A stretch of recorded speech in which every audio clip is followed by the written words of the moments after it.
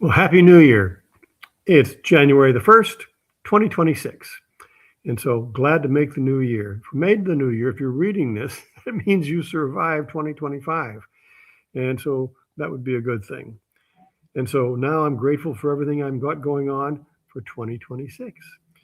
So there's two things involved here. There's a beginning, that would be today, and an ending. That would be yesterday, that'd be last night. And so 2025 finally ended last night. As I look back on 2025, I said, well, there were some good things that happened in 2025. And there's other things that I would either discard or minimize or maybe not repeat again. And so we'll look at both those things this morning, both the things that we're glad to have and the things that we just as soon avoid next time. I made some notes. And so if I refer to my notes, I suggest you take some good notes this morning as well. It won't take long. And so let's talk about this past year, 2025. And so in this past year, everything that happened in this past year is what led you to here. You wouldn't be here if all those things hadn't happened. And so I could be grateful for that. Are there some things that happened that I'm not crazy about? Yes. And so we'll look to modify those, maybe discard them, get rid of them. But here's an idea. Let's give this a try. Get a clean sheet of white paper. And so with this on the top of the sheet, right? That's the top, and then straight down the middle. Just make a stripe right down the middle. On this side, we're going to make a list of all the things we're grateful for, all the things we're happy about, all the things that went well for us.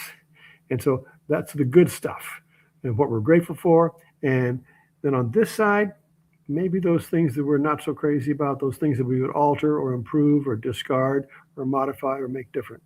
So that's going to be on that side. So there's your list. If you have one, get started with that. And so next, that leads us to drawing that line. And I told you what to do on the left-hand column. That's going to be the good stuff. The right-hand column, stuff we could alter or modify, yes. And so maybe discard or improve. For me, one of the things on my good list over there is eclairs. Vanilla custard eclairs with a thick stripe of dark chocolate across the top. So I do enjoy my mornings at the bakery. And so down at the bakery with my friends, they make those fresh eclairs.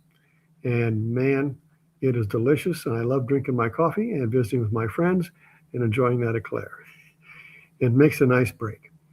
And so it's time for all of us to get together, have a little pastry, drink some coffee, and visit. And so the visits are good, the pastries are good, the time is good. I think that's pretty good stuff. So one might ask, okay, if one eclair is good, would more eclairs be better? And there's times when I say, oh yeah, more eclairs might be better. But the reality is, all good things in moderation. And so if moderation is the key here, then the more I can moderate that eclair, then the easier it is to not affect my overall well-being. And so could too many eclairs affect me in a negative way? Yes, it sure could. And so then, but I don't want to give up eclairs. It's one of those things where I'm not going to be able to say, never in my lifetime will I ever eat an eclair again. No, I'd probably like to have one. But if I do it on a daily basis, it would be bad for me. And so I'll have to find that balance. And so that balance will be there. Another thing I love in my mornings is I'd like to be an early riser. So up I get. Both the Wonder Dog wakes up with me and lace up my shoes. And there's a hiking trail nearby. And we go off for our brisk morning walk. No two mornings are quite the same. The weather is different. The sunlight's different. The temperatures are different. But we enjoy the walk. It's a nice brisk walk, gets the blood going.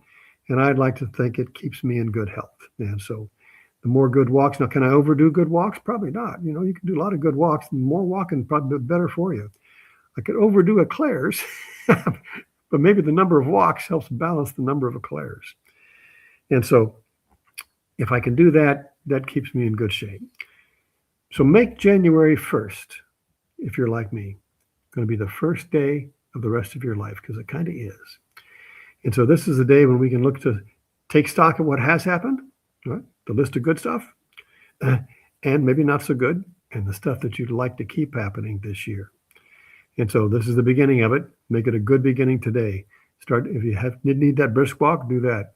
And don't deny yourself the eclair. That's that carrot on the stick, that one thing that you'd like to do in moderation. It's probably good for you. And so that'll be good. Let's deal with our troubles. Now, on the bad side of the list, well, there's troubles over there, yes. So you can't ignore them.